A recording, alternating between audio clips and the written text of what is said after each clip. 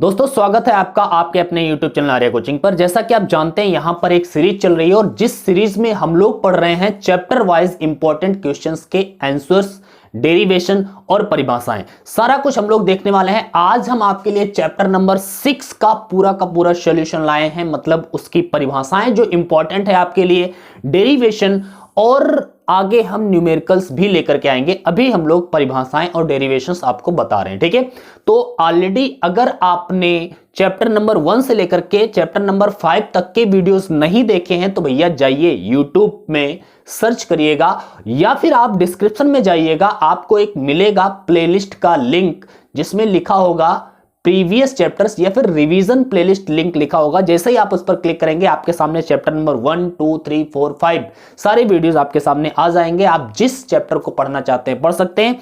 1 घंटे में पूरा चैप्टर हम कवर करते हैं। कहने का मतलब है आपके लिए बोर्ड एग्जाम के लिए जो आपके लिए जरूरी है केवल वही क्वेश्चंस मैं आपको बताता हूं और 1 घंटे में आपका एक चैप्टर कवर हो जाता है। और याद रखना ये क्वेश्चंस वो क्वेश्चन हैं जब आप बोर्ड एग्जाम में बैठेंगे तो इनसे बाहर का आपका नहीं आने वाला, ठीक है। तो आज की क्लास में हम चैप्टर नंबर 6 को पूरा कवर करने वाले हैं। कौन कौन से इंपॉर्टेंट टॉपिक्स हैं मैंने यहां पर लिख दिया है। वैद्युत चुंबकीय प्रेरण, फैराडे के नियम, लेंज का नियम, स्वप्रेरण एवं स्वप्रेरण गुणांक क्या होता है, लंबी परिनालिका का स्वप्रेरकत्व, समतल वृत्ताकार कुंडली का स्वप्रेरकत्व, अन्योन्य प्रेरण एवं अन्योन्य प्रेरकत्व और भंवर धाराएं, इन सारे टॉपिक्स को एक एक करके हम लोग कवर करने वाले हैं। अच्छे से समझने वाले हैं, फीलिंग के साथ समझने वाले हैं, टेंशन नहीं लेने का। लेकिन एक बात याद रखिएगा, अगर आपको ये क्लास पसंद आती है तो भैया लाइक करके जरूर जाइएगा, अपने दोस्तों के साथ शेयर जरूर करिएगा और अगर आपने चैनल सब्सक्राइब नहीं किया है तो चैनल जरूर सब्सक्राइब करिएगा, ठीक है। और हाँ, इन चैप्टर्स की अगर आप PDF डाउनलोड करना चाहते हैं तो आप हमारा टेलीग्राम चैनल ज्वाइन कर सकते हैं। टेलीग्राम पर जाइएगा, सर्च करिएगा आर्या कोचिंग। यही जो लोगो आपको यूट्यूब पर दिख रहा है वही लोगो का आपको एक चैनल मिलेगा टेलीग्राम पर, उसको ज्वाइन कर लीजिएगा। वहां पर सारी के सारी आपको PDF फाइल्स चैप्टर वाइज मिल जाएंगी, आप आराम से पढ़ाई कर सकते हैं, ठीक है। और साथ ही साथ में अगर आप हमसे जुड़ना चाहते हैं तो इंस्टाग्राम पर हमें फॉलो कर सकते हैं। फॉलो करने के लिए आपको क्या करना है, इंस्टाग्राम पर जाना है, आर्या_सर सर्च करना है, हमारा अकाउंट मिलेगा, फॉलो कर लीजिएगा। और वहां पर अगर किसी भी प्रकार की क्वेरी है, अगर आपको कुछ भी पूछना है, आप वहां पर हमसे पूछ सकते हैं और हम लोग वहां पर बात करते रहेंगे, ठीक है। चलो आज की क्लास में चैप्टर नंबर 6 को कवर करना है। चैप्टर नंबर 6 का जो पहला टॉपिक मैंने उठाया है, ध्यान से देखिएगा भैया, पहला टॉपिक है वैद्युत चुंबकीय प्रेरण। एक एक करके सारे टॉपिक्स क्लियर करने वाले हम लोग। वैद्युत चुंबकीय प्रेरण, चुंबकीय प्रेरण। अब जरा ध्यान से देखना, वैद्युत चुंबकीय प्रेरण है क्या, वैद्युत चुंबकीय प्रेरण होता क्या है। ध्यान से देखो, सबसे पहले वैद्युत चुंबकीय प्रेरण को समझने के लिए चुंबकीय फ्लक्स आपको पता होना चाहिए। अब चुंबकीय फ्लक्स क्या होता है जरा ध्यान से देखिए। मान लिया कोई चुंबक है, ठीक है, कोई चुंबक है, तो चुंबक क्या करता है, अपने से कुछ चुंबकीय बल रेखाएं निकालता रहता है कंटिन्यूअसली, और एक तरफ से चुंबकीय बल रेखाएं निकलती हैं तो दूसरी तरफ से वो प्रवेश भी करती हैं। जिस सिरे से निकलती हैं उस सिरे को हम लोग कहते हैं N सिरा, और जिसमें प्रवेश करती हैं उसे हम कहते हैं S सिरा, ठीक है। तो NS 2 ध्रुव होते हैं, ये चुंबकीय ध्रुव कहे जाते हैं। बात क्लियर है। अब N सिरे से चुंबकीय बल रेखाएं निकलेंगी, S में प्रवेश करती हैं। चलो ये सब बातें छोड़ो, हम क्या बताने वाले हैं, ये जो चुंबकीय बल रेखाएं हैं ना, किसी भी बंद पृष्ठ से गुजरने वाली चुंबकीय बल रेखाओं की जो संख्या होगी उसी को हम चुंबकीय फ्लक्स कहेंगे। मान लिया यहां से बहुत सारी चुंबकीय बल रेखाएं निकल रही हैं और मैंने यहां पर एक छोटा सा पृष्ठ ले लिया। इस पृष्ठ से गुजरने वाली चुंबकीय बल रेखाओं की संख्या कितनी है, 1, 2, 3, 4, 5, मैंने एग्जाम्पल लिया है तो ये 5 है, तो हम कहेंगे इसका चुंबकीय फ्लक्स 5 है। चुंबकीय फ्लक्स क्या होता है तो मैंने आपको बताया अभी, किसी बंद पृष्ठ से गुजरने वाली चुंबकीय बल रेखाओं की संख्या को ही चुंबकीय फ्लक्स कहते हैं। लेकिन ये चुंबकीय बल रेखाएं जो पृष्ठ है, पृष्ठ के लंबवत गुजर रही हो, और ये एक मक्खी हमें परेशान कर रही है बार बार भाई, ठीक है, चली गई। मैंने क्या बोला, चुंबकीय फ्लक्स क्या है, किसी बंद पृष्ठ से गुजरने वाली अभिलंबोत चुंबकीय बल रेखाओं की संख्या को चुंबकीय फ्लक्स कहते हैं। और भैया इसे काय से व्यक्त करते हैं, इसे हम व्यक्त करते हैं फाई बी से। और फाई बी का फॉर्मूला क्या होता है, फाई बी बराबर होता है B vector B dot vector A. अब जरा समझना, डॉट प्रोडक्ट यहां पर होता है, अगर मैं यहां पर डॉट हटा दूं, वेक्टर हटा दूं, तो ये आता है बी ए कॉस थीटा। ये बात याद रखिएगा, आगे बहुत काम आने वाली है। फाई बी क्या है? चुंबकीय फ्लक्स है। इसका सूत्र क्या है? Vector B dot vector A, dot हटाते हैं, वेक्टर प्रोडक्ट हटाते हैं, वेक्टर हटाते हैं, तो भैया क्या आएगा? Cos theta. So B A cos theta. B क्या है? चुंबकीय क्षेत्र, ए क्या है? क्षेत्रफल, जिस चुंबकीय पृष्ठ से गुजर रही है चुंबकीय बल रेखाएं, उस पृष्ठ का क्षेत्रफल। ठीक है। थीटा क्या है? बी और ए के बीच का एंगल। बात क्लियर है? चलो, अगर आपको इतनी बात क्लियर है तो अब जरा समझिएगा, अगर कोई कुंडली हो, अब मैं समझाने जा रहा हूं वैद्युत चुंबकीय प्रेरण क्या है, जरा समझिए। अगर मान लिया हमारे पास कोई कुंडली है, ठीक है, ये हमारे पास एक कुंडली है और इस कुंडली से गुजरने वाले चुंबकीय फ्लक्स में परिवर्तन हो रहा हो। क्या हो रहा हो? चुंबकीय फ्लक्स में परिवर्तन। मान लिया पहले चुंबकीय फ्लक्स 10 निकल रहा था, एग्जाम्पल ले लिया यार 10, ठीक है, धीरे धीरे वो 11 हो गया, 12 हो गया, 13 हो गया, 14 हो गया, धीरे धीरे बढ़ रहा है, या फिर घट रहा हो, 10 से 9 हो गया, 8 हो गया, 7 हो गया, 6 हो गया, 5 हो गया। लगातार अगर वो बढ़ रहा हो या घट रहा हो, मतलब परिवर्तन हो रहा हो, किसी भी प्रकार का हो, ठीक है, तो अगर किसी कुंडली से गुजरने वाले चुंबकीय फ्लक्स में परिवर्तन होता है, क्या होता है? परिवर्तन होता है। किसमें? चुंबकीय फ्लक्स में। किससे गुजरने वाला? कुंडली के। तो कुंडली से गुजरने वाले चुंबकीय फ्लक्स में परिवर्तन होता है, तो क्या होता है? कुंडली के सिरों पर विद्युत वाहक बल उत्पन्न हो जाता है। क्या उत्पन्न हो जाता है भैया? विद्युत वाहक बल उत्पन्न हो जाता है। बात क्लियर है? और अगर ये परिपथ बंद हो पूरा, अगर ये परिपथ पूरा बंद हो, ठीक है, तो इसमें वैद्युत धारा बहने लगती है। क्या बहने लगती है? धारा बहने लगती है। ठीक है, तो ये जो विद्युत वाहक बल उत्पन्न हुआ है, इस विद्युत वाहक बल को प्रेरित विद्युत वाहक बल कहते हैं। क्या बोलते हैं? प्रेरित विद्युत वाहक बल कहते हैं। और अगर इसमें धारा उत्पन्न हो रही है, परिपथ बंद होगा, तो उस धारा को प्रेरित धारा कहते हैं। और ये जो घटना है, कौन सी घटना? कि चुंबकीय फ्लक्स में परिवर्तन हो तो उसमें विद्युत वाहक बल उत्पन्न हो जाए, या फिर चुंबकीय फ्लक्स में परिवर्तन हो तो उसमें धारा उत्पन्न हो जाए। ये धारा उत्पन्न होने की घटना या फिर विद्युत वाहक बल उत्पन्न होने की घटना को हम लोग वैद्युत चुंबकीय प्रेरण कहते हैं। अब जरा समझो मैंने क्या बोला, दोबारा समझो। मैं कह रहा हूं, जब किसी कुंडली से गुजरने वाले चुंबकीय फ्लक्स में परिवर्तन होता है, तो उस कुंडली के सिरों पर क्या उत्पन्न हो जाता है? विद्युत वाहक बल उत्पन्न हो जाता है। और अगर परिपथ बंद होता है तो उसमें धारा बहने लगती है। इस विद्युत वाहक बल को प्रेरित विद्युत वाहक बल कहते हैं, इस धारा को प्रेरित धारा कहते हैं, और इस घटना को वैद्युत चुंबकीय प्रेरण कहते हैं। कोई दिक्कत ही नहीं है, परिभाषा खत्म। वैद्युत चुंबकीय प्रेरण क्या है आप समझ गए। दोबारा मैं एक बार बोल देता हूं, जब किसी कुंडली से गुजरने वाले चुंबकीय फ्लक्स में परिवर्तन होता है तो उसके सिरों पर विद्युत वाहक बल उत्पन्न हो जाता है, और अगर परिपथ बंद हो तो उसमें धारा बहने लगती है। इस विद्युत वाहक बल को प्रेरित विद्युत वाहक बल कहते हैं, इस धारा को प्रेरित धारा कहते हैं, और इस घटना को वैद्युत चुंबकीय प्रेरण कहते हैं। कोई दिक्कत नहीं है। मेरे ख्याल से आपको वैद्युत चुंबकीय प्रेरण की घटना समझ में आ गई होगी, और अगर आ गई है भाई तो अब हम बढ़ेंगे थोड़ा सा आगे। क्या करेंगे? अब बढ़ते हैं आगे, और दूसरा हम अपना टॉपिक आज का लेते हैं। हम सारे एक एक करके टॉपिक्स क्लियर करने वाले हैं। भैया एक बात याद रखना, अगर क्लास पसंद आ जाए, अगर आप कुछ भी भाई सीख के जाते हैं, यहां से कुछ भी आप सीख के जाते हैं, तो क्लास को लाइक कर देना, क्योंकि आपके सपोर्ट की हमें जरूरत है। देखिए हम कितनी मेहनत करके आपको यहां पर पढ़ाते हैं। 9 बज रहा है और 9 बजे मैं आपके लिए वीडियो रात के शूट कर रहा हूं, ठंडियों के समय में। ठीक है, तो आपके लिए अगर हम मेहनत करते हैं तो आपका भी फर्ज बनता है, आप भी वीडियो को शेयर करिएगा, लाइक करिएगा, और अगर सब्सक्राइब नहीं किया है तो भैया सब्सक्राइब भी करिएगा। आपके सपोर्ट की जरूरत है। ठीक है, चलो अपना दूसरा टॉपिक हमें क्या लेना है? फैराडे का नियम। भैया फैराडे के नियम क्या है? फैराडे के नियम यार फैराडे के नियम दो हैं, ठीक है, हम दोनों नियमों की बात करेंगे। और एक बात साथ में और बता दो, लेंज का नियम जो है फैराडे का द्वितीय नियम ही होता है।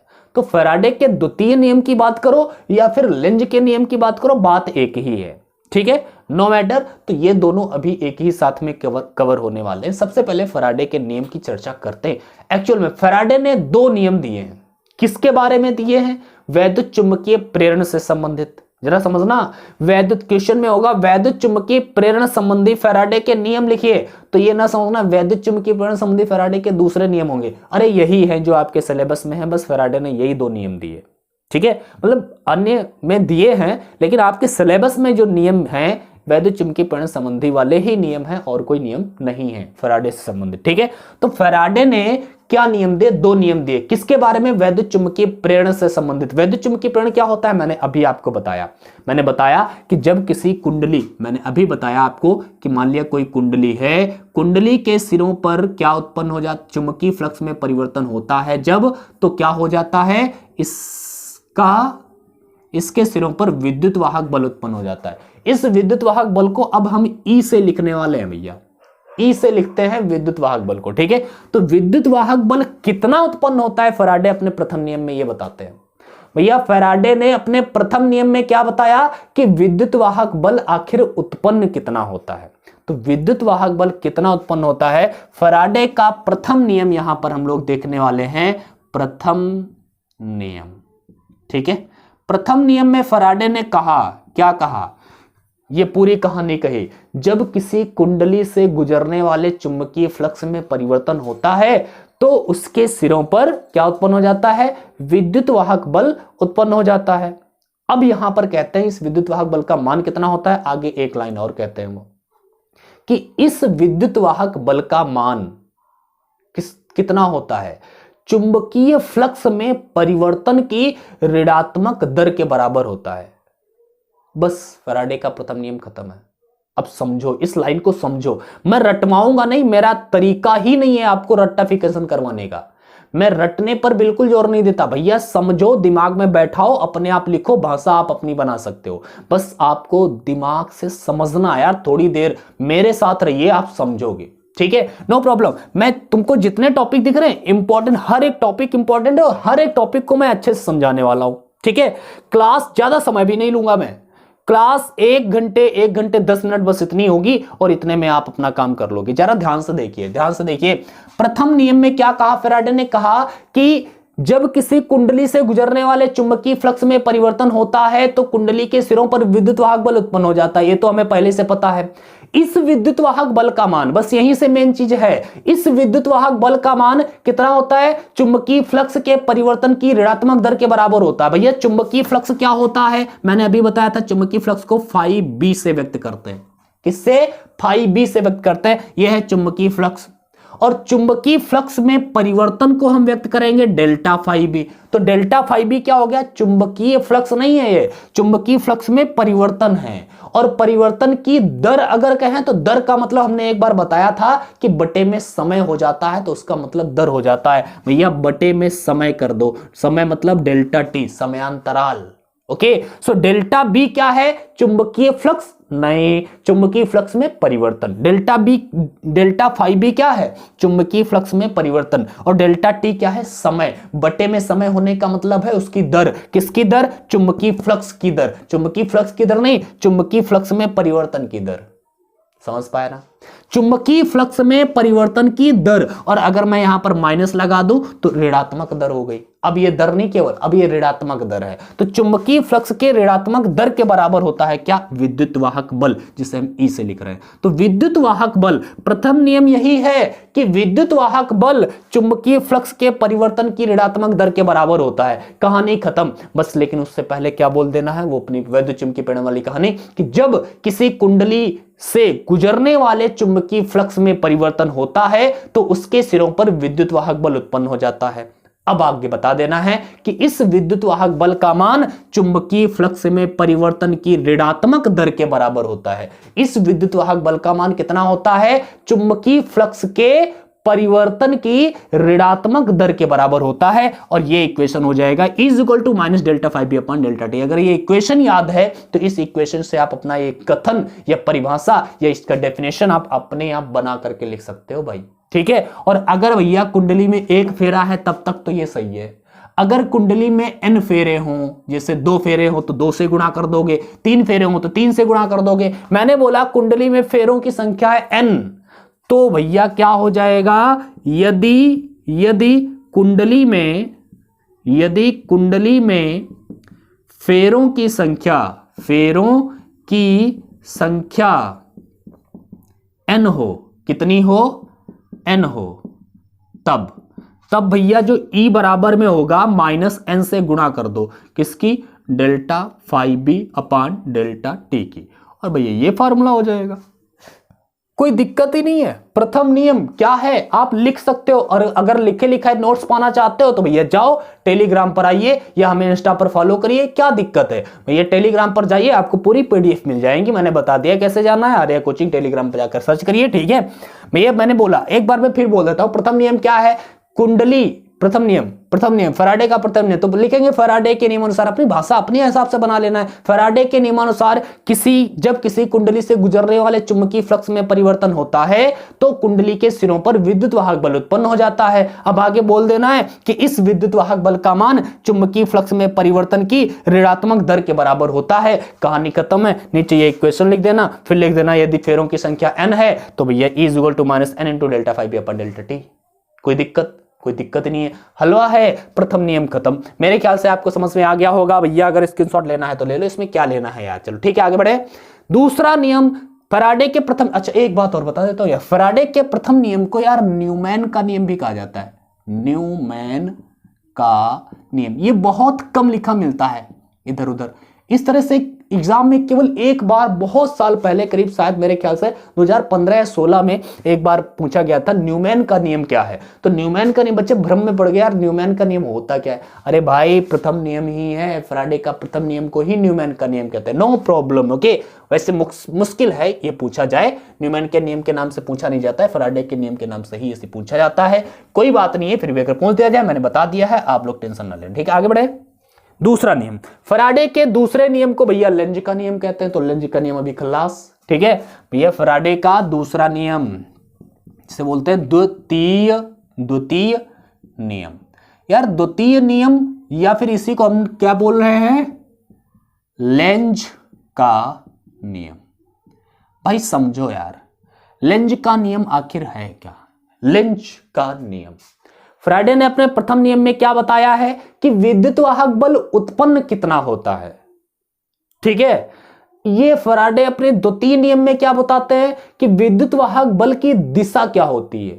अरे विद्युत वाहक बल की दिशा, अब विद्युत वाहक बल की दिशा कहो या फिर प्रेरित धारा की दिशा कहो।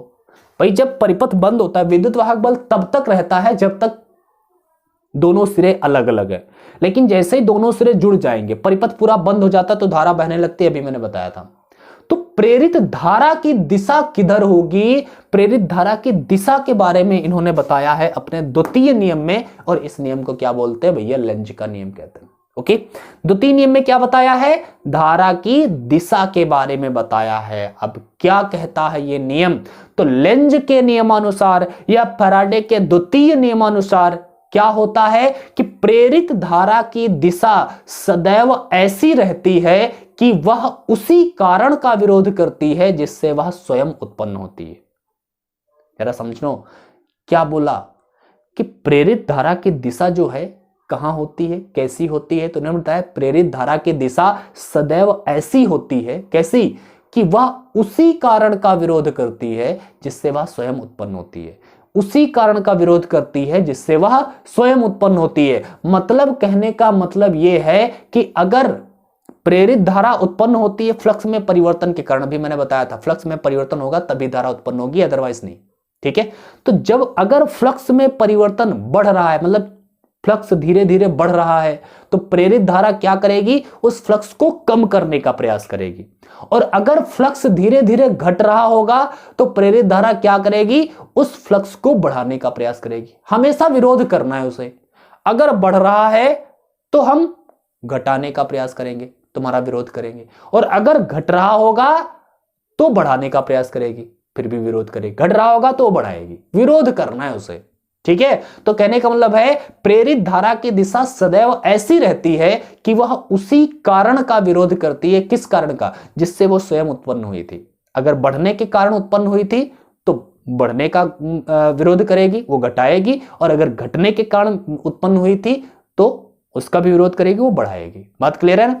तो प्रेरित धारा, बस सुनो, लेंज के नियमानुसार लिख लेना, ये लाइन लिख लेना, लिखे लिखा नोट्स पाना चाहते हो तो मैंने बता दिया है भैया, लिख लेना। प्रेरित धारा की दिशा सदैव ऐसी होती है कि वह उसी कारण का विरोध करती है जिससे वह स्वयं उत्पन्न होती है। इसका कोई प्रूफ नहीं है और ना ही इसका कोई इक्वेशन है, नो इक्वेशन। ओके, मैंने क्या बोला? लेंज के नियमानुसार प्रेरित धारा की दिशा सदैव ऐसी होती है कि वह उसी कारण का विरोध करती है जिससे वह स्वयं उत्पन्न होती है। और भैया याद रखना, लेंज का नियम ऊर्जा संरक्षण को व्यक्त करता है, ऊर्जा संरक्षण पर आधारित होता है। तो लेंज का नियम किसके संरक्षण पर आधारित है? ऊर्जा संरक्षण पर आधारित है, और यह बात कई बार पूछी जा चुकी है, मैंने आपको बता दी। ठीक है, तो द्वितीय नियम, लेंज का नियम क्या है? मैंने बताया, प्रेरित धारा की दिशा सदैव ऐसी होती है कि वह उसी कारण का विरोध करती है जिससे वह स्वयं उत्पन्न होती है, और इसे लेंज का नियम कहते हैं। भैया लेंज का नियम किस पर आधारित है? किस पर आधारित है? तो ये आधारित है ऊर्जा संरक्षण पर आधारित है, ऊर्जा संरक्षण को ये व्यक्त करती है। मेरे ख्याल से लेंज का नियम आपको समझ में आ गया होगा। अब हम बढ़ते हैं अगले अपने टॉपिक की ओर। यही भैया दूसरा और तीसरा टॉपिक हमारा हो गया है कवर। अब हम पहुंचते हैं चौथे टॉपिक पर, जो है स्वप्रेरण एवं स्वप्रेरण गुणांक। भैया स्वप्रेरण एवं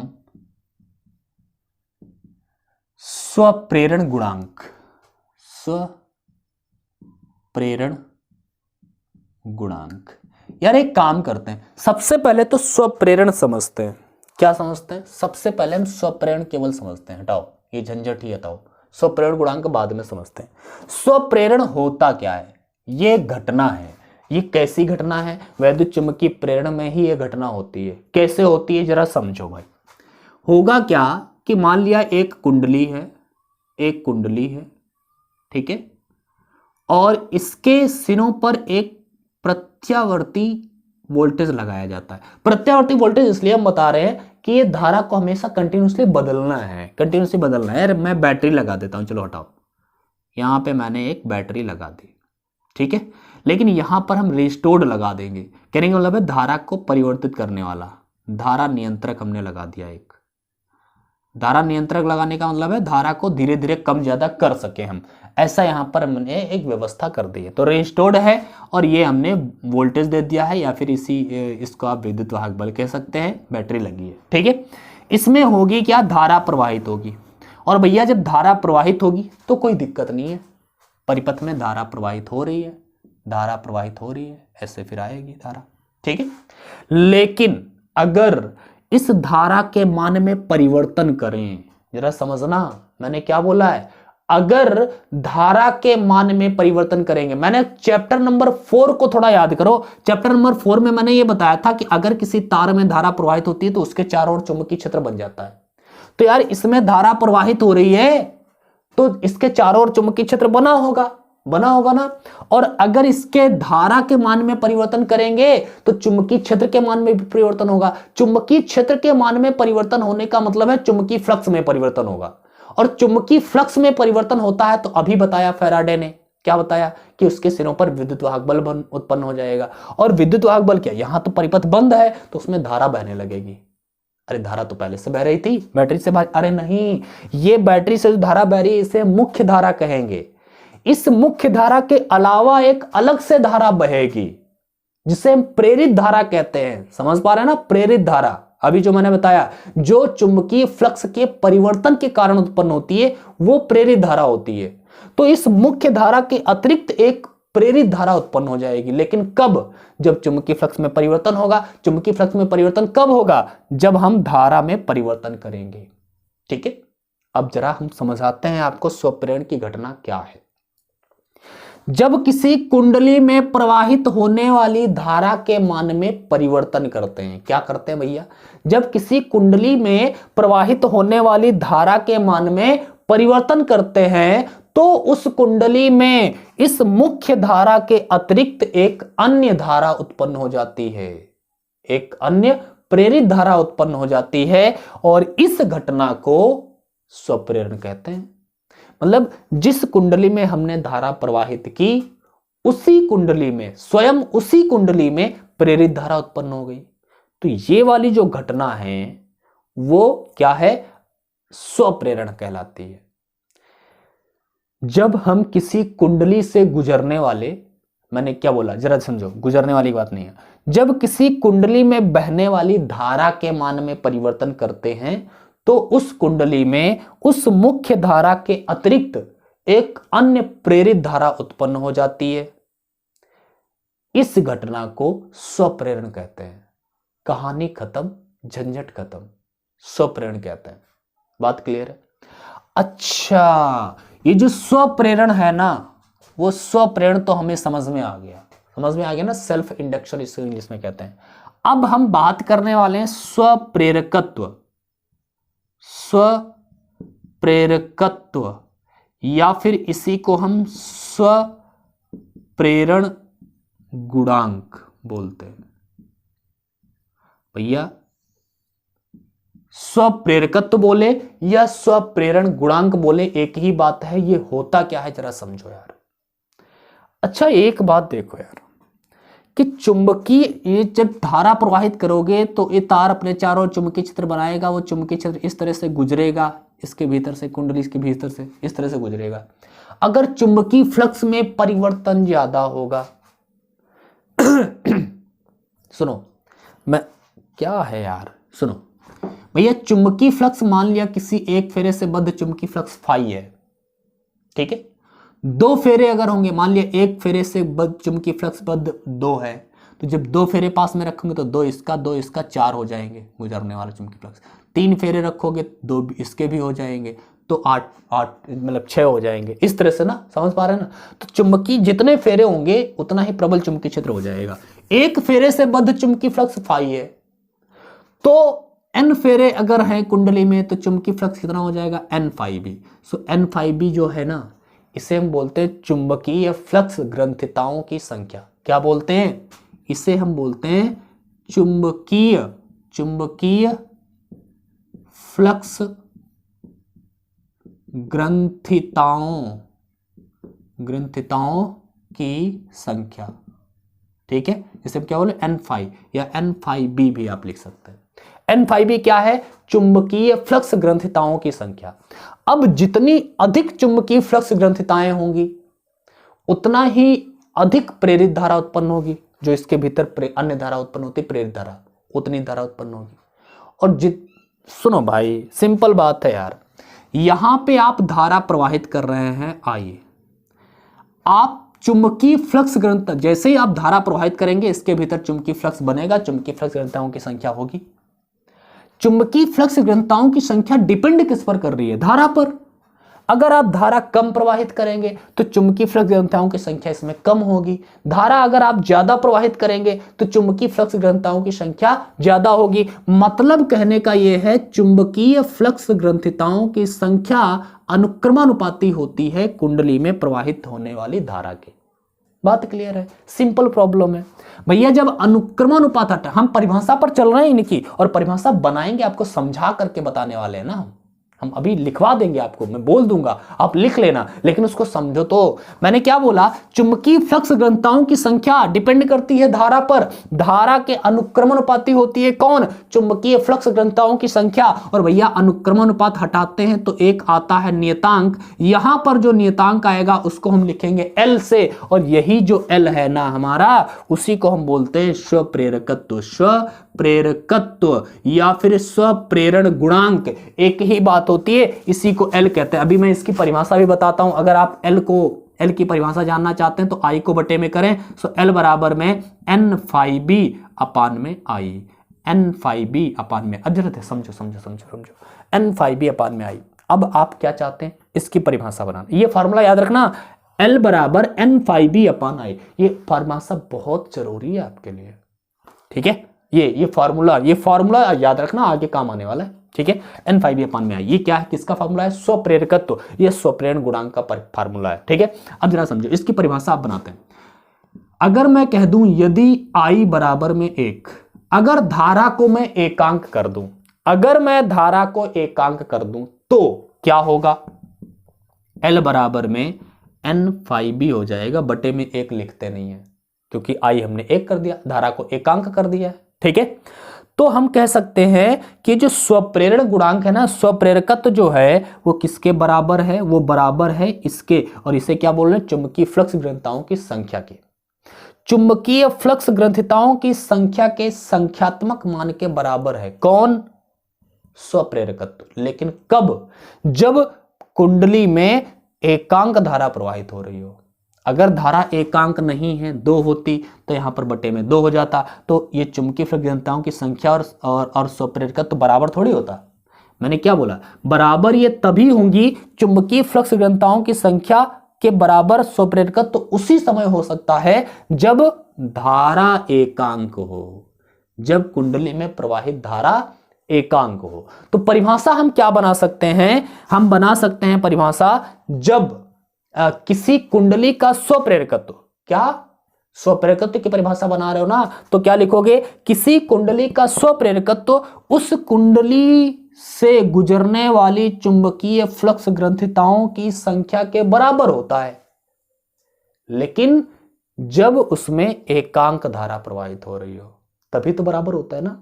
क्या लिखेंगे, अब मैं दोबारा बोलता हूं, आप लिख लेना ये लाइन, किसी कुंडली का स्वप्रेरकत्व उस कुंडली से गुजरने वाली चुंबकीय फ्लक्स ग्रंथिताओं की संख्या के बराबर होता है जबकि उस कुंडली में एकांक धारा प्रवाहित हो रही हो।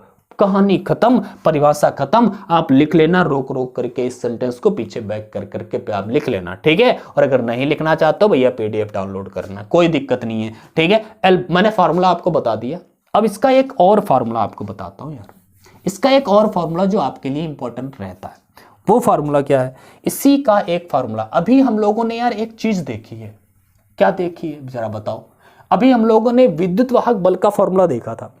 विद्युत वाहक बल का फैराडे के नियम से जो मिला, E बराबर में माइनस में N डेल्टा फाई बी, क्या लिखा था, delta phi B upon delta T, ये अभी लिखा था ना फैराडे के प्रथम नियम में, ठीक है।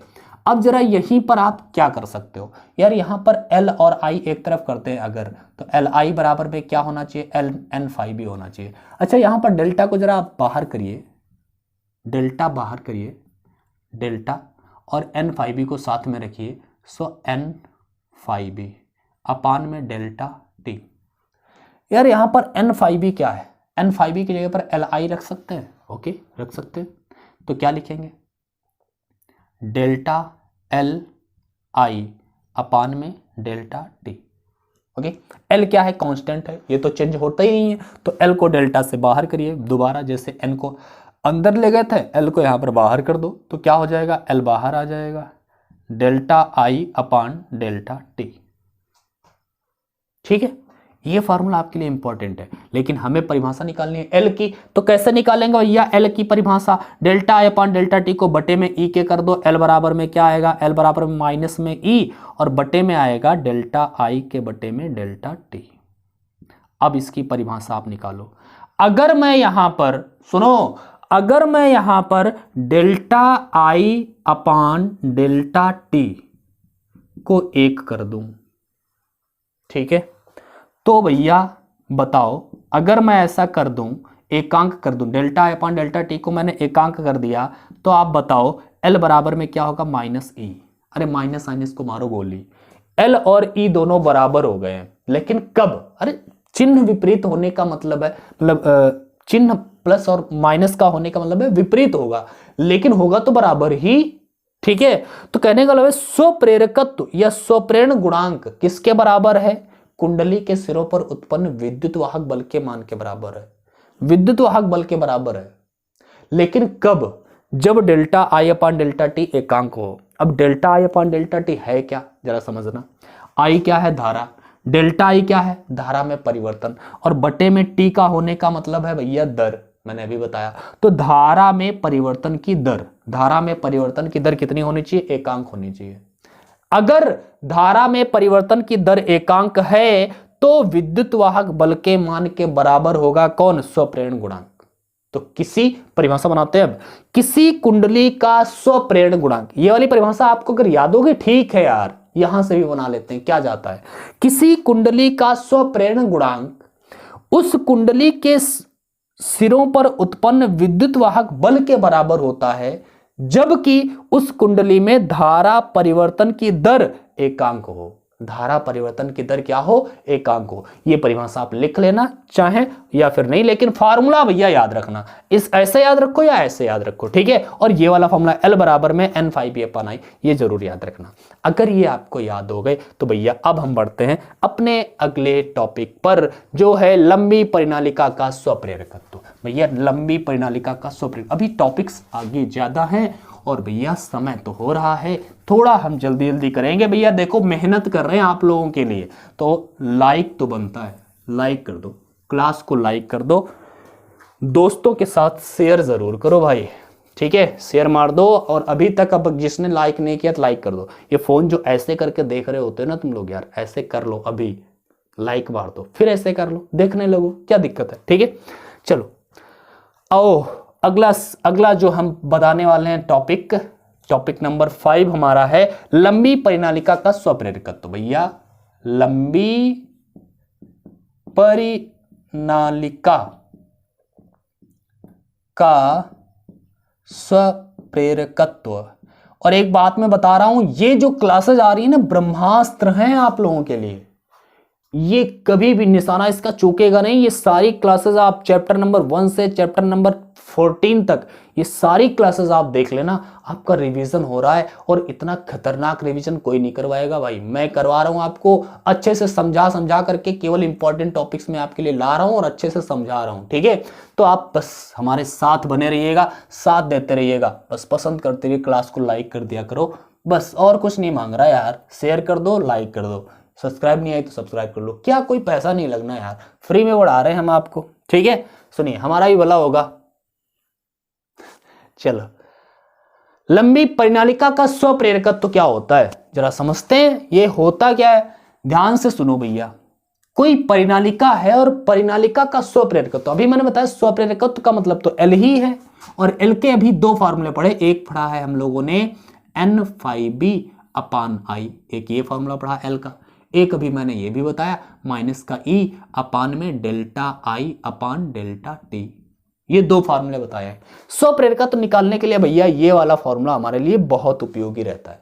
स्वप्रेरकत्व निकालना है, स्वप्रेरकत्व जब भी आप निकालना चाहें किसी परिनालिका का या फिर समतल कुंडली का, अभी जो हम लोग निकालेंगे अगला टॉपिक है, तो सबसे पहले आपको चुंबकीय क्षेत्र ज्ञात करना होता है, बी आपको ज्ञात करना होता है। अच्छा ज्ञात नहीं करना है, पहले से पता होता है, चैप्टर नंबर 4 आपको पता होना चाहिए। चैप्टर नंबर 4 आप अगर आपने पढ़ा था, पिछला वाला नहीं, ये तो 6 है, इसके पहले 5 था, उसके पहले 4 था, अगर आपने वो वीडियो देखा है तो मैंने फॉर्मूले बताए वहां पे, जरा समझिए।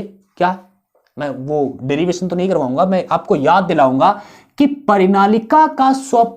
परिनालिका के भीतर चुंबकीय क्षेत्र होता कितना है। मैं आपको याद दिलाता हूं, परिनालिका के भीतर चुंबकीय क्षेत्र जो होता है, परिनालिका का चुंबकीय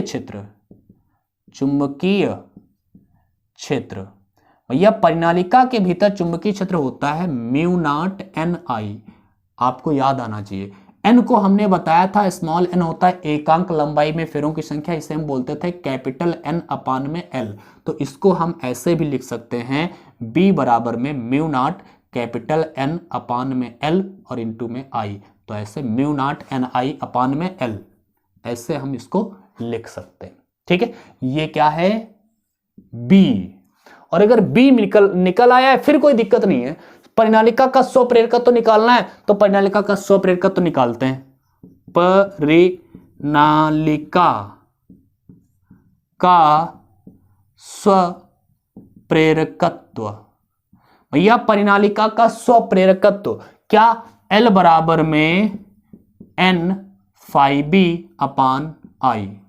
अब यार यहां पर करना क्या, जरा ध्यान से देखो, L बराबर में N लिखा ऐसे ही, फाई बी, अभी मैंने फाई बी मतलब चुंबकीय फ्लक्स का फॉर्मूला शुरुआत में आपको बताया था, फाई बी बराबर में B इंटू ए कॉस थीटा होता है। यहां पर कॉस थीटा को मारो गोली क्योंकि यहां पर एंगल है नहीं, ओके, होगा तो जीरो होगा, ठीक है। तो यहां पर क्या होगा भैया, B इंटू ए, ये फाई बी की जगह पर हो गया, और अपान में क्या है आई, कोई दिक्कत नहीं है, हलवा है, इतना तो कर ही सकते हैं भैया। बी क्या है, चुंबकीय क्षेत्र, ये उठा के रख लो परिनालिका वाला, क्योंकि परिनालिका का ही स्वप्रेरकत्व तो ज्ञात करना है, तो परिनालिका वाला चुंबकीय क्षेत्र रख लो, एन लिखो इनटू में बी की जगह पर क्या रखोगे, म्यू नॉट एन आई, और इनटू में ए, और अपान में एल भी रखना है, अपान में एल, और नीचे आई पहले से था। अरे देखो भाई क्या मैंने किया है, कुछ नहीं, बी की जगह पर म्यू नॉट एन आई अपान में एल रखा है, और एन ए अपनी जगह पर है, आई अपनी जगह पर है।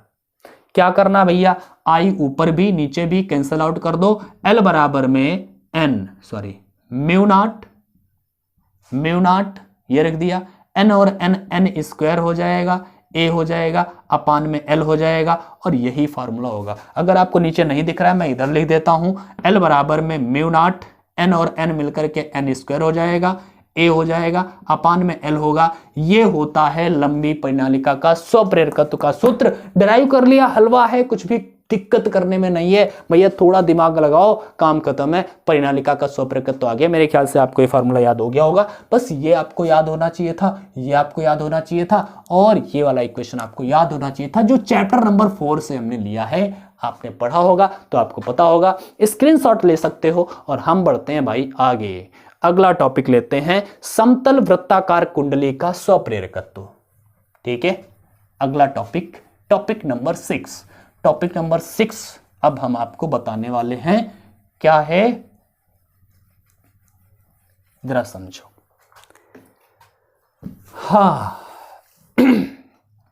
छठा टॉपिक, भैया लाइक कर देना, ठीक, बार बार कहता हूं, आप लोगों को गुस्सा ना आए, लेकिन यार समझ रहे हो ना, चैनल अब की बार काफ़ी दिन से मैं यूट्यूब पर आ भी नहीं पाया था, और चैनल की पोजीशन हमारे बहुत बेकार चल रही है, कम व्यूज़ आ रहे हैं, आप लोग देख ही रहे होगे, फिर भी मैं आपके लिए मेहनत कर रहा हूँ, और मैं दिल से मेहनत कर रहा हूँ आप लोगों के लिए।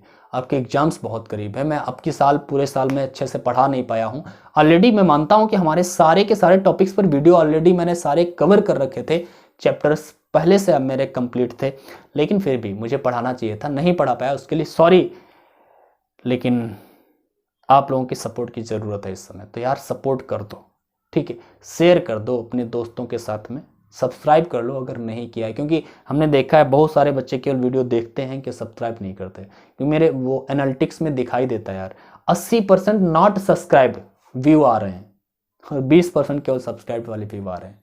तो यार सही नहीं लगता ना, सब्सक्राइब कर लो, क्या दिक्कत है, देखते हैं तो सब्सक्राइब कर लो, कुछ जाना भी नहीं है आपका, ठीक है। समतल वृत्ताकार कुंडली का स्वप्रेरकत्व, तो समतल वृत्ताकार कुंडली का स्वप्रेरकत्व। यार अगर देखो पढ़ाई ना समझ में आ रही हो तो कोई बात नहीं है, लेकिन अगर आपको अच्छा लग रहा है, आपको सीख रहे हैं, आपको समझ में आ रहा है, तो फिर सब्सक्राइब कर लो, ठीक है, शेयर भी कर दो दोस्तों के साथ, अपने छोटे भाई बहनों के साथ। अगली साल बता देना यार कि सर से पढ़ लो, और मैं पूरा साल में पढ़ाने वाला हूं अगले साल, ठीक है। अब मैं नहीं छोड़ने वाला आप लोगों को, ठीक है, ध्यान से देखिए। समतल वृत्ताकार कुंडली का स्वप्रेरकत्व अगर आपको ज्ञात करना है, तो पहले मैंने बताया जब भी आपको स्वप्रेरकत्व ज्ञात करना है तो सबसे पहले बी ज्ञात करो, चुंबकीय क्षेत्र ज्ञात करो, और ज्ञात नहीं करना है, ये चैप्टर नंबर 4 से उठाना है। वृत्ताकार कुंडली के केंद्र पर चुंबकीय क्षेत्र, वृत्ताकार धारावाही कुंडली के केंद्र पर चुंबकीय क्षेत्र का सूत्र मैंने बताया था, चैप्टर नंबर 4 में बताया था। क्या होता था बस उसको याद करने की जरूरत है। वृत्ताकार धारावाही कुंडली के केंद्र पर चुंबकीय क्षेत्र का जो फार्मूला होता है, लिखेंगे कुंडली के केंद्र पर चुंबकीय क्षेत्र, भैया चुंबकीय क्षेत्र B बराबर में होता है mu naught upon 2 into I upon R, mu naught I upon 2r, ऐसे समझ लो यार, ठीक है। और अगर कुंडली में एक फेरा है तो ये, अगर कुंडली में n फेरे हैं तो n से गुणा कर लो, ठीक है। तो कहने का मतलब है B बराबर में म्यू नॉट n I अपान में 2r, ये फार्मूला होता है वृत्ताकार धारावाहिक कुंडली के केंद्र पर उत्पन्न चुंबकीय क्षेत्र का। ये उठा लिया चैप्टर नंबर 4 से। अब आपको निकालना क्या, पकड़ लो, स्वप्रेरकत्व तो आपको निकालना है। तो लिखिए कुंडली का स्वप्रेरकत्व, कुंडली का स्वप्रेरकत्व, ये स्वप्रेरण गुणांक एक ही बात होती है, ठीक है, इसे L से ही व्यक्त करते हैं। L बराबर में फार्मूला क्या होता है, n phi B upon delta, sorry n phi B upon I, यही तो होता है। मैंने बोला फाई बी को हम लोग क्या लिखते हैं, फाई बी को लिखते हैं b इंटू ए अपान में आई। अब भाई देखो b की जगह पर ये वाला उठा के रख दो, तो L बराबर में क्या हो जाएगा, मैं रख देता हूं एक बार, n लिखो, b की जगह पर क्या लिखोगे, mu naught n I, a रख दो, अपान में 2r है और i तो पहले से है, 2r है और i पहले से है, इतना हो गया। सो L बराबर में क्या हो जाएगा भाई, म्यू नॉट, i से i तो खत्म हो गया, म्यू नॉट हो गया, n स्क्वायर हो गया, n a हो गया, अपान में 2r हो गया। बस ये होता है फार्मूला समतल वृत्ताकार कुंडली का स्वप्रेरकत्व। अगर निकालने को कहे बस तुरंत निकाल करके दे दिए, डेरिवेशन करके, 2 मिनट का काम है यार, ठीक है, 2 मिनट का काम है, करिए, काम खत्म है, ठीक है। मेरे ख्याल से समझ में आ गया। स्क्रीनशॉट ले लो भाई, मैं हट जाता हूं इसलिए, देखो हट रहा हूं मैं और आप स्क्रीनशॉट ले नहीं रहे हो। चलो ले लिया, मेरे भी फोटो ले लिया करो यार कभी कभी। चलो आगे बढ़े, छठा टॉपिक हो गया हमारा, 7वां टॉपिक आप लोगों को पढ़ना है, ठीक है, 7वां टॉपिक पढ़ना है, पढ़ते हैं, पढ़ाई करते रहिए, मन लगा के पढ़ाई करिए भाई, मन लगा के। अभी मैं नहीं थका, देख लेता हूँ कितना बड़ा वीडियो यार बन गया है, मैं देख लेता हूँ, अभी समय है यार, अभी 47 मिनट 46 मिनट कुछ ऐसे हुआ, ठीक है, कोई बात नहीं, अभी तो पढ़ेंगे हम लोग। क्वेश्चन नंबर 7 भैया, 7 क्या है, टॉपिक नंबर 7 है हमारा, ठीक है।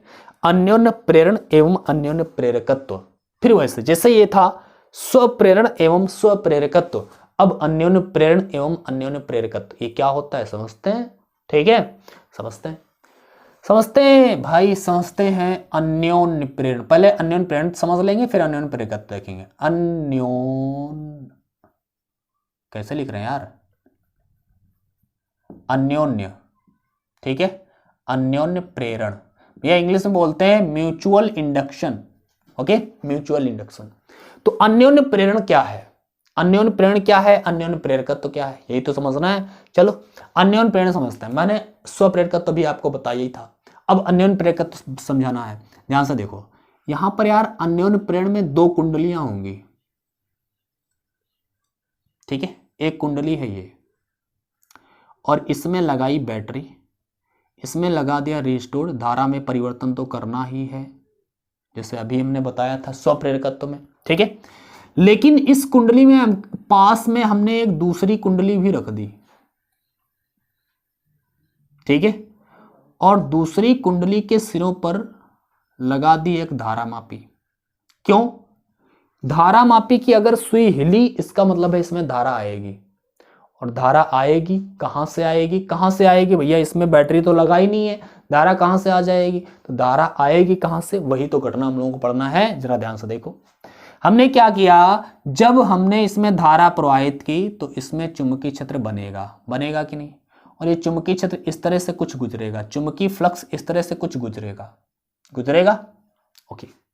जो इसकी चुंबकीय बल रेखाएं होंगी, जब इसमें धारा प्रवाहित करोगे तो इसमें चुंबकीय जो बल रेखाएं होंगी, वो चुंबकीय बल रेखाएं बाहर निकल करके जो इसके पास में दूसरी कुंडली रखी होगी, उसमें दूसरी कुंडली जो रखी होगी, मैं बता रहा हूं, दूसरी कुंडली जो रखी होगी उसमें उससे भी होकर के गुजरेंगी। मेरा दिमाग यार इधर उधर चला जाता है कभी कभी, ठीक है, मैं क्या बोल रहा हूं, मैंने इस कुंडली में धारा प्रवाहित की तो क्या हुआ, इसमें चुंबकीय फ्लक्स बना, चुंबकीय फ्लक्स ये इसमें तो गुजर ही रहा है, लेकिन उसके पास रखी एक दूसरी कुंडली से भी गुजर रहा है, और इस कुंडली से जब चुंबकीय फ्लक्स गुजरेगा तो अब जरा ध्यान से देखो, अगर मैं इसके धारा में परिवर्तन करूं, जो इसमें धारा प्रवाहित हो रही है, इस धारा के मान में परिवर्तन करो। और जैसे ही आप इसकी धारा के मान में परिवर्तन करेंगे तो इसके चुंबकीय फ्लक्स में तो परिवर्तन होगा ही होगा, और इसी का चुंबकीय फ्लक्स दूसरी कुंडली से गुजर रहा है तो इसके चुंबकीय फ्लक्स में भी परिवर्तन हो जाएगा। भैया यही चुंबकीय फ्लक्स इस कुंडली का भी तो हो गया, क्योंकि यही चुंबकीय फ्लक्स इस कुंडली से गुजर रहा है, तो चुंबकीय फ्लक्स इसमें परिवर्तन होगा तो इसमें भी परिवर्तन हो जाएगा। क्योंकि जब अगर हम धारा इसमें ना प्रवाहित करते तो इसका चुंबकीय फ्लक्स 0 था, इसमें भी चुंबकीय क्षेत्र ना बनता, और ना ही इसमें चुंबकीय क्षेत्र बनता, इसमें भी चुंबकीय फ्लक्स 0 था। लेकिन जैसे हम धारा प्रवाहित करेंगे तो चुंबकीय बल रेखाएं मान लिया यहां पर 8 बनी, तो ये 8 इसके भीतर से भी तो गुजर रही हैं, ठीक है। तो इसका चुंबकीय फ्लक्स परिवर्तित होगा तो इसका भी चुंबकीय फ्लक्स परिवर्तित होगा।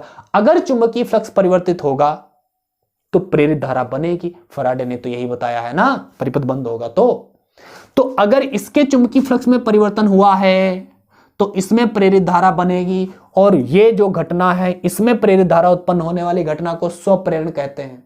जिस कुंडली में धारा प्रवाहित हो रही थी उसी कुंडली में प्रेरित धारा बने तो वो घटना स्वप्रेरण कहलाती है, जो हमने अभी बताया है। लेकिन इसमें तो स्वप्रेरण उत्पन्न होगा ही होगा, उसमें स्वप्रेरण की घटना तो होगी ही होगी, चुंबकीय फ्लक्स में परिवर्तन होगा, स्वप्रेरण होगा। लेकिन इसके पास वाली रखी दूसरी कुंडली में प्रेरित धारा बन जाएगी भैया, क्योंकि उससे भी तो चुंबकीय फ्लक्स ये गुजर रहा था, तो इसके पास रखी दूसरी कुंडली में भी प्रेरित धारा उत्पन्न हो जाएगी। और ये वाली जो घटना है ये अन्योन्य प्रेरण है। मतलब धारा प्रवाहित हो रही थी दूसरी कुंडली में, धारा के मान में परिवर्तन किया किसी दूसरी कुंडली में, और प्रेरित धारा उत्पन्न हो रही है किसी दूसरी कुंडली में। इसमें जो उत्पन्न होगी वो स्वप्रेरण वाली घटना है। धारा जो दूसरी कुंडली में उत्पन्न हो जाती है, ये वाली जो घटना है वो अन्योन्य प्रेरण कहलाती है। जरा समझो मैंने क्या बोला है। जब किसी कुंडली में प्रवाहित होने वाली धारा के मान में परिवर्तन करते हैं, जब किसी कुंडली में बहने वाली धारा के मान में परिवर्तन करते हैं तो उसके पास रखी दूसरी कुंडली में प्रेरित धारा उत्पन्न हो जाती है। इस घटना को अन्योन्य प्रेरण कहते हैं। इस घटना को क्या बोलते हैं? अन्योन्य प्रेरण।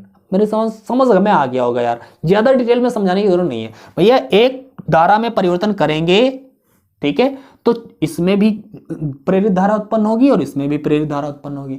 इसमें प्रेरित धारा उत्पन्न होने की घटना स्वप्रेरण कहलाती है, लेकिन इसमें प्रेरित धारा उत्पन्न होने की घटना, उसके पास रखी दूसरी कुंडली में धारा उत्पन्न होने की घटना को अन्योन्य प्रेरण कहते हैं। तो एक बार मैं बोल देता हूं, लिखना चाहते हो लिख सकते हो। मैं बोल रहा हूं, जब किसी कुंडली में प्रवाहित होने वाली धारा के मान में परिवर्तन करते हैं तो उसके पास रखी अन्य कुंडली में प्रेरित धारा उत्पन्न हो जाती है।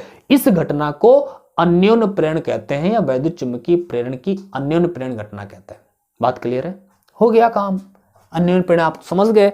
अब अन्योन्य प्रेरकत्व क्या होता है इसको भी समझ लेते हैं।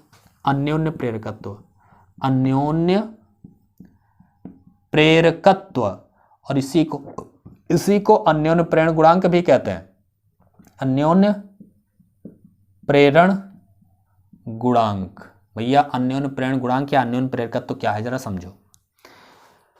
सिंपल बात है, इससे गुजरने वाला चुंबकीय फ्लक्स, ये प्राइमरी कुंडली मान लिया मैंने, और ये मान लिया यार सेकेंडरी कुंडली है, दूसरी कुंडली।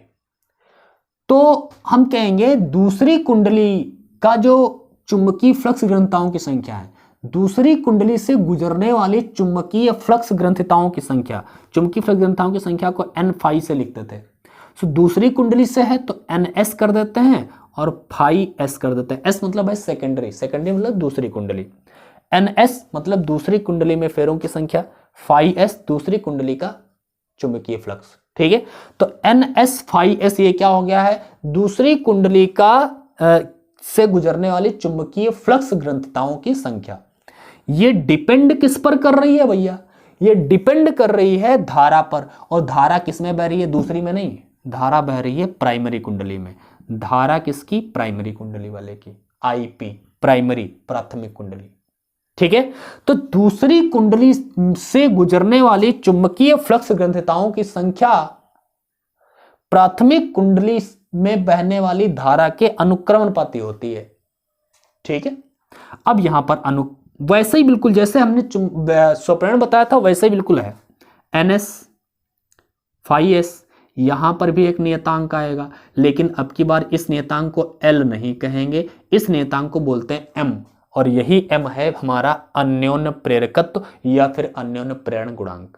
अगर आप इसकी परिभाषा निकालना चाहते हैं तो भैया IP को नीचे करिए, तो m बराबर में क्या होगा, NS phi s अपान में IP। अरे यही तो होगा यार। अगर आप m की परिभाषा निकालना चाहते हैं तो मैं फिर वही कहूंगा, अगर मैं IP को 1 कर दूं, यदि IP प्राथमिक कुंडली में बहने वाली धारा एकांक हो जाए तो हम कह सकते हैं m बराबर जो होगा वो NS phi s होगा। मतलब जो अन्योन्य प्रेरण गुणांक होगा वो चुंबकीय फ्लक्स ग्रंथिताओं की संख्या के बराबर होगा। लेकिन कब, जब प्राथमिक कुंडली में एकांक धारा प्रवाहित हो रही हो। तो अब क्या लिखेंगे, किसी कुंडली का परिभाषा बनाते हैं, किन्हीं दो कुंडलियों के बीच, अन्योन्य प्रेरण गुणांक दो कुंडलियों के बीच का होगा ना, अकेले में तो हो ही नहीं सकता। अन्योन्य प्रेरण के लिए दो कुंडली चाहिए, एक में धारा प्रवाहित करोगे, दूसरे में धारा उत्पन्न हो, ठीक है। तो किन्हीं दो कुंडलियों के बीच अन्योन्य प्रेरकत्व किसी एक कुंडली से गुजरने वाली चुंबकीय फ्लक्स ग्रंथिताओं की संख्या के बराबर होता है, जबकि अन्य कुंडली में या दूसरी वाली कुंडली में एकांक धारा प्रवाहित हो रही हो। मतलब इन दोनों में से किसी एक कुंडली से चुंबकीय फ्लक्स ग्रंथिताओं की संख्या के बराबर हो, लेकिन उसके दूसरी वाली कुंडली में एकांक धारा प्रवाहित हो रही हो। तो क्या बोलेंगे, लिख सकते हो आप, किन्हीं दो कुंडलियों के बीच अन्योन्य प्रेरण गुणांक या अन्योन्य प्रेरकत्व किसी एक कुंडली से गुजरने वाली चुंबकीय फ्लक्स ग्रंथिताओं की संख्या के बराबर होता है, जबकि दूसरी कुंडली में एकांक धारा प्रवाहित हो रही हो। कहानी खत्म है, परिभाषा हो गई। अब परिभाषा हो गई तो भैया आगे ये वाला फॉर्मूला आपको याद रखना है, मेन फॉर्मूला है, ठीक है। अब आगे उसी प्रकार से हम एक और फॉर्मूला बना सकते हैं जैसे उसमें बनाया था कि हमें मालूम है E जो होता है वो n into delta phi B upon delta T होता है। यही होता है ना, कहाँ यार। अब ये ES है क्या, दूसरी कुंडली के सिरों पर उत्पन्न विद्युत वाहक बल, जिसे हम ES से लिखेंगे।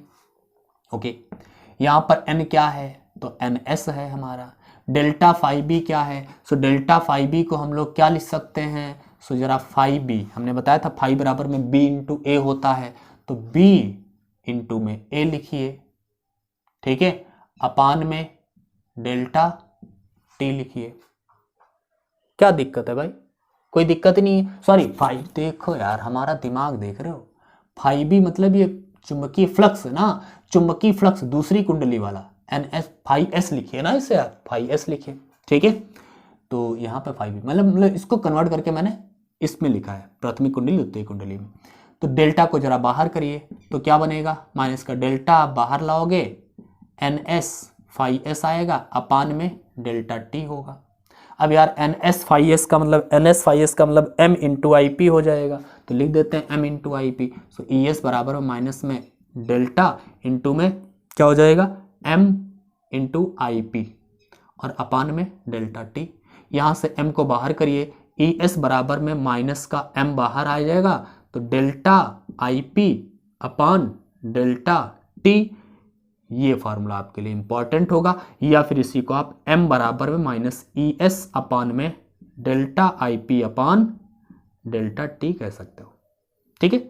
मेरे ख्याल से आपने अन्योन्य प्रेरण की परिभाषा तो आपने लिख ही ली है। ये फार्मूला अन्योन्य प्रेरण गुणांक के लिए हो गया और ये फार्मूला हो गया। ये दोनों फार्मूले भी आपको याद रखना है, कुछ नहीं, कहानी खत्म है भैया। इसका स्क्रीनशॉट लेना है तो ले लो। हम बढ़ते हैं आगे। अन्योन्य प्रेरण गुणांक मैंने आपको बताया, अन्योन्य प्रेरकत्व तो क्या होता है वो मैंने आपको बताया। अब हम आखिरी टॉपिक इस चैप्टर का लेंगे, लेकिन उससे पहले जरूर कहेंगे भैया अगर अभी तक शेयर नहीं किए हो ना तो वीडियो तुरंत खत्म हो तो यार एक बार शेयर कर देना, सपोर्ट करिए यार भाई का आपने, ठीक है। तो सपोर्ट करिए, मैं आपका भी कर रहा हूं, मैं आपको पढ़ा रहा हूं, मैं आपका सपोर्ट कर रहा हूं, आप मेरा सपोर्ट करिए।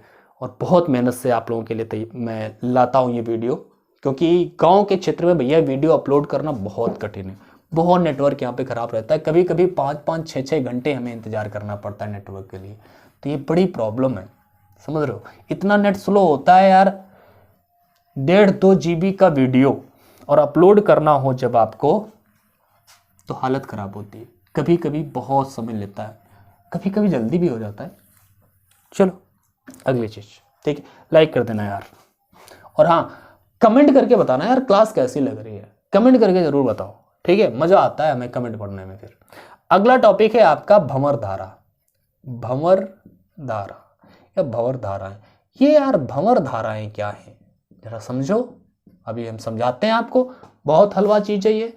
कैसे, जरा ध्यान से देखो, यहां पर मैंने रखा चुंबकीय ध्रुव N, यहां पर मैंने रखा चुंबकीय ध्रुव S, और मैंने एक लिया धातु का टुकड़ा, धातु का टुकड़ा, ठीक है, धातु का टुकड़ा। धातु के टुकड़े की बात कर रहे हैं जिसमें आयतन हो, कोई अब कुंडली की बात नहीं कर रहे हैं, कोई तार की बात नहीं कर रहे हैं, कुंडली की बात नहीं कर रहे, एक मान लिया घन के आकार का कोई टुकड़ा, ठीक है, जैसे इतना बड़ा सा कोई लोहे का टुकड़ा, काहे कर रहे हो यार, इतना बड़ा सा कोई लोहे का टुकड़ा हो भारी सा, और इसको हम क्या करें, यहां पर तो चुंबकीय क्षेत्र है N से S की और चुंबकीय क्षेत्र होता ही है, ठीक है, ये चुंबकीय क्षेत्र है, इसके बीच में हम इसको गति कराएं इस टुकड़े को, तो अभी इस टुकड़े से गुजरने वाला जो चुंबकीय फ्लक्स होगा अधिकतम होगा, जितना है उतना ही होगा।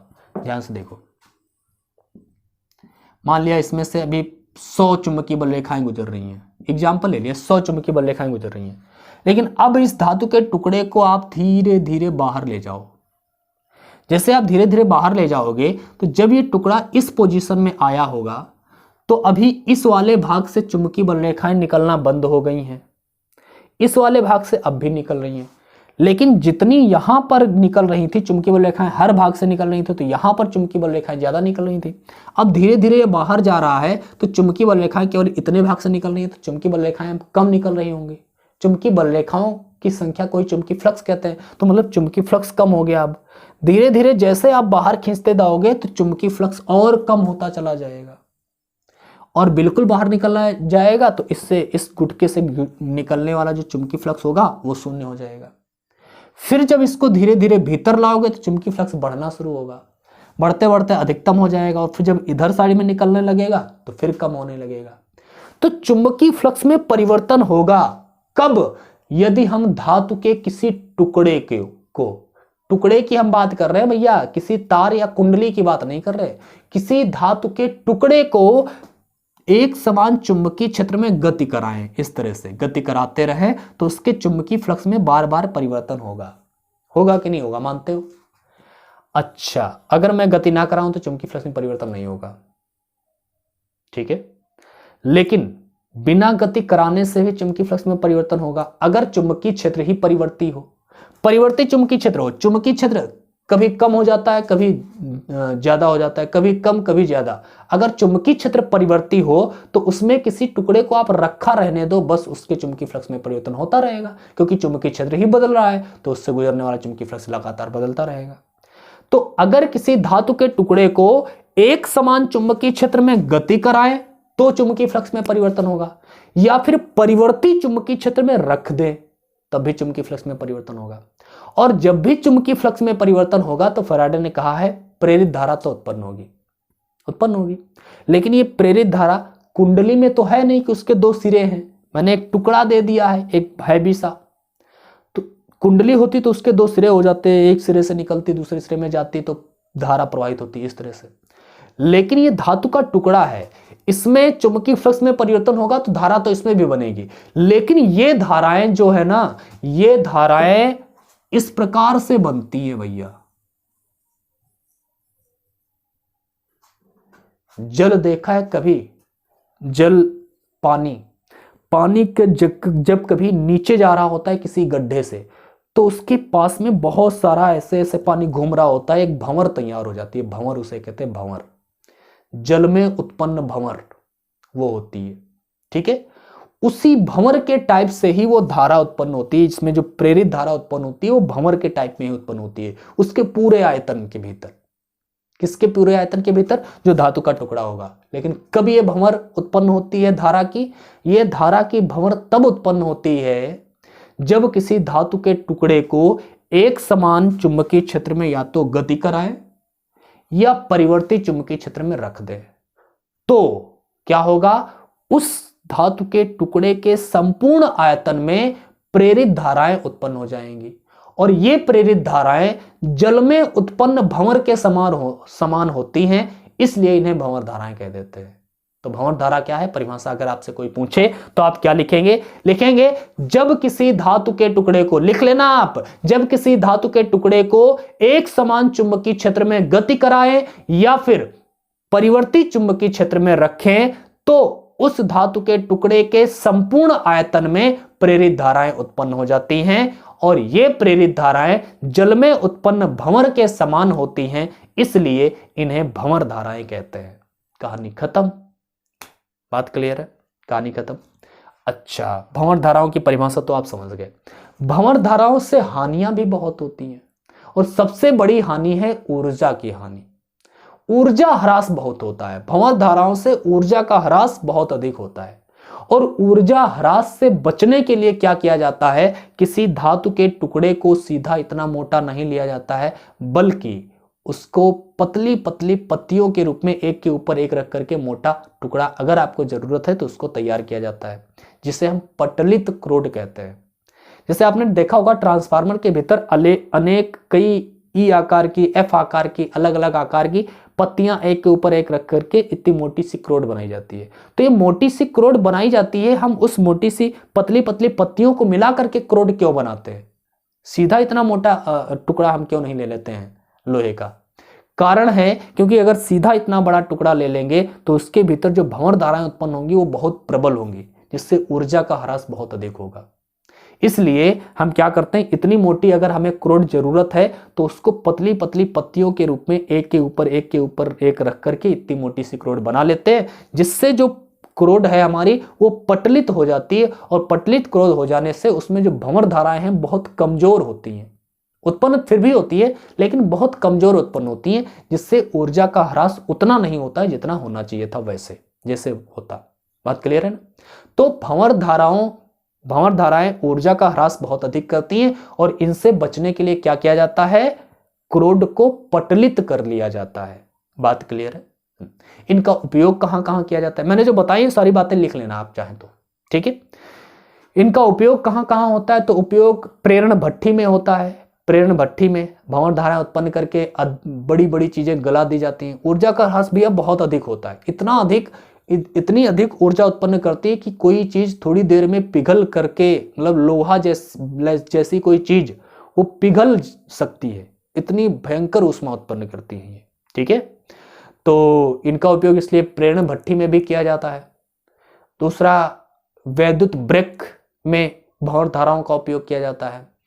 तीसरा, धारा मापी को अगर दोलन रुद्ध बनाना हो तो उसमें भी किया जाता है, ठीक है। तो ऐसे कई एग्जांपल हैं, तो मैंने 3 बता दिए, अपना याद रखिएगा, ठीक है। मेरे ख्याल से आपको समझ में आ गया होगा भंवर धाराएं क्या है। तो भैया ये जो टॉपिक्स थे आपके इस चैप्टर के बहुत इंपॉर्टेंट टॉपिक्स थे, मैंने एक एक करके सारे टॉपिक्स आपको क्लियर करा दिए। मुझे यकीन है कि आपको ये क्लास जरूर पसंद आई होगी। भैया पसंद आई है तो चैनल को तुरंत सब्सक्राइब करिए, अगर नहीं किया है वीडियो को लाइक करिए और दोस्तों के साथ तुरंत अभी यार शेयर कर दीजिए, ठीक है। चलो आज की क्लास में बस इतना ही रखते हैं। अगली क्लास में हम चैप्टर नंबर 7 के साथ में उपस्थित होंगे, इंपॉर्टेंट क्वेश्चन सब करेंगे। तब तक के लिए बाय बाय, अपनी पढ़ाई करते रहिए।